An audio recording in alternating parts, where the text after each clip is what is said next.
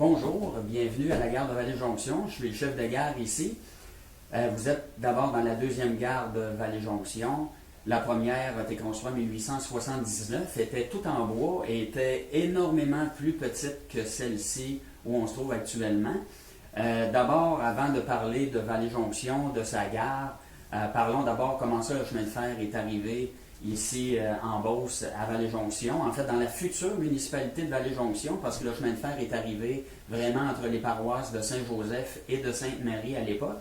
D'abord, il y a une première compagnie, la Sherbrooke Eastern Township St. Kennebec Railway, qui part de Sherbrooke autour des années 1870-72 et qui désire construire une ligne pour relier vraiment les cantons de l'Est à la vallée de la Chaudière avec une nouvelle ligne qui s'appelait à l'époque la Lévis & Kennebec, qui partait de Lévis pour construire une ligne en traversant la Beauce le long de la rivière Chaudière et ce jusqu'aux frontières américaines, toujours dans les mêmes années 1870. Donc, chacune des deux lignes commence à construire, mais à l'époque, on n'appelait pas ça un chemin de fer, on appelait ça un chemin à lisse, parce que les premiers rails à l'époque étaient en bois, c'était des morceaux d'érable de 4 pouces par 8 pouces de hauteur avec un coin arrondi à l'intérieur pour la forme des roues. Donc, premier début de construction à partir et de Sherbrooke et de Lévis en direction de la Beauce, avec des rails en bois. Du côté de Sherbrooke, on s'aperçoit très vite que le bois des rails ne fait vraiment pas, avec l'humidité, les rudes hivers qu'on a, les inondations, le bois des rails passe son temps à travailler, à tordre, à crochir. On passe notre temps à changer des bouts de rails en bois. Alors, on va tout de suite opter on va tout mettre l'inventaire, en fait, de rails en bois de côté. On va opter pour des rails en fer pour recommencer la construction vers la Beauce. Du côté du Lévis & Kennebec, ça va être la même chose un petit peu plus tard pour le problème des rails en bois, ce qui va amener des grands problèmes financiers. D'ailleurs, à l'époque, le Lévis & Kennebec va finir, avant d'avoir ces grands problèmes financiers, par aboutir ici dans la future municipalité de Vallée-Jonction, qu'on appelait à l'époque l'Enfant Jésus, Beauce-Jonction au début de la paroisse. Donc en 1876, mais sans gare, on avait construit un tout petit arrêt avec un bureau de poste, ce qu'on appelle aujourd'hui un endroit entre Vallée et Sainte-Marie, qu'on appelle le Trou de la Bisson. Et du côté de Sherbrooke, on va atteindre la rive ouest de la future municipalité en novembre 1880. Et par faute de temps, par faute de rails d'acier, on va traverser, on va faire en fait un lien ferroviaire, un premier pont qui va relier les deux chemins de fer. Mais le chemin de fer devait plutôt aboutir du côté ouest de la rivière, aux alentours, dans le secteur de Scott-Jonction. Mais par la découverte de l'amiante dans la région de Thetford en 1877-78, le chemin de fer va voir avec le potentiel de l'amiante, du potentiel de trafic ferroviaire immense, et le chemin de fer, la ligne va complètement changer son trajet pour suivre le filon d'amiante qui passe Thetford Mines, Robertsonville, East Broughton, Tring Jonction et ici à Vallée-Jonction. Donc c'est comme ça que le chemin de fer va aboutir du côté ouest de la rivière Chaudière.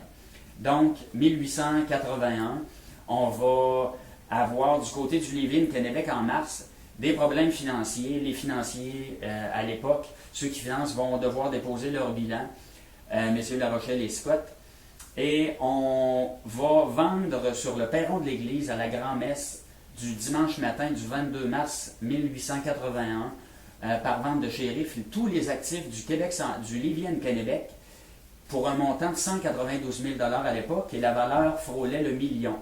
Et c'est la Sherbrooke Eastern Township St. Kennebec Railway qui va acheter les actifs du Lévis & Kennebec.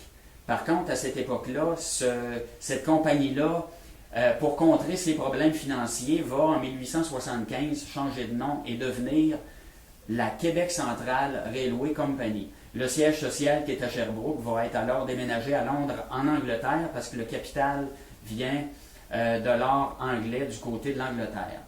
Donc, 1881, premier lien ferroviaire, un premier pont, et le 23 mai 1881, on annonce enfin en grande pompe, au nom du Québec central, un premier lien entre Lévis, le fleuve Saint-Laurent, et même les États-Unis par le lien avec Sherbrooke dans les cantons de l'Est.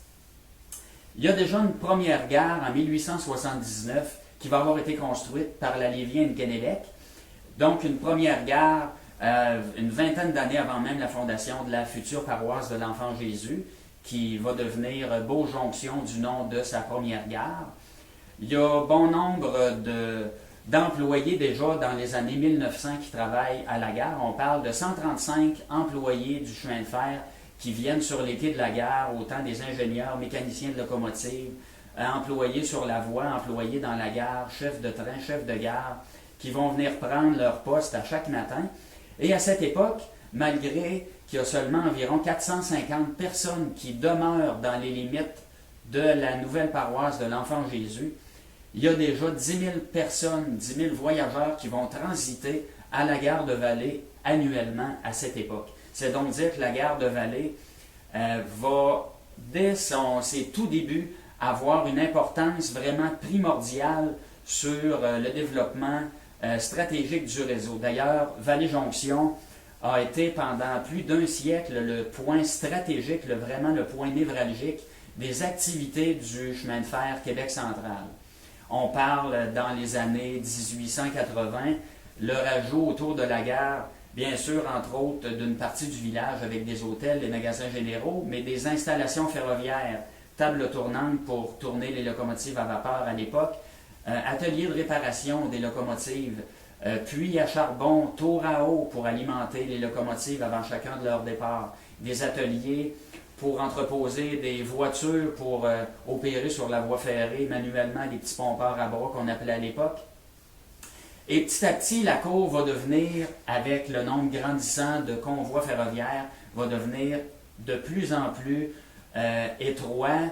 Le pont des Chars, le premier, qui est fait tout en bois, qui est un pont couvert, une découverte qu'on a fait il y a quelques années. C'est vraiment un pont couvert comme on retrouverait à Notre-Dame-des-Pins, mais un pont couvert pour les trains, va être emporté à l'inondation d'avril 1896 et on va en reconstruire un deuxième qui, lui, va être refait en acier dans l'année 1905 et avec des nouveaux piliers en béton armé en 1912. Maintenant, si on s'en vient en 1917, on a vu de très, très grands développements. On parle déjà depuis le début du siècle, avec les autorités du Québec central, de construire une nouvelle gare beaucoup plus vaste pour être capable d'occuper vraiment une place importante pour répondre aux besoins de la clientèle, des travailleurs et de la marchandise qui arrive ici à Vallée-Jonction. Donc, en 1917, on va enfin construire une toute nouvelle gare à Vallée-Jonction avec salle d'attente des dames, salle d'attente des hommes, bureau du roadmaster, mon bureau ici, le bureau du chef de gare, un bureau pour les assistants opérateurs sur le télégraphe, salle des bagages, bureau de la police du Québec central. Également, avec les années suivantes, des locaux au deuxième étage de la gare pour accommoder les employés entre deux convois qui doivent coucher ici dans les limites de Vallée-Jonction à la gare. On a également dans la deuxième gare, quand la gare va être inaugurée, on parle de juin 1917, la gare va dès lors être considérée comme la gare la plus moderne et la plus spacieuse des dizaines de gares sur l'ensemble du réseau Québec central. Et à l'époque, Québec central, c'était tout près de 530 km de voies ferrées. On parle de chemin de fer à partir de Vallée-Jonction, on parle de Vallée-Lac-Frontière, Vallée-Lévis, la connexion de Scott jusqu'à la gare du Palais par le pont de Québec. On parle également de Vallée à Sherbrooke, de Tring à Mégantic. Et on annonce également des liens via des voitures de première classe du Québec central sur des lignes qui se dirigent entre autres vers New York, Portland, Boston, les Montagnes Blanches. Donc c'est vraiment un réseau extrêmement florissant, extrêmement grand sur le Québec central. Quelques semaines suite à l'inauguration de la première gare, on va avoir une inondation qui a vraiment marqué l'histoire de la Beauce. On a tout près ici, de l'autre côté de la route qui s'appelle aujourd'hui le boulevard Rousseau, la rivière Chaudière qui va monter au-delà de 30 pieds au-dessus de son niveau normal. Et ici, dans la gare, on va avoir de l'eau aux tablettes de fenêtres. Donc, une gare qui est nouvellement inaugurée, qui va subir déjà ses premiers contre-coups, ses premiers dégâts suite à une inondation qui est en plein été sur la rivière Chaudière.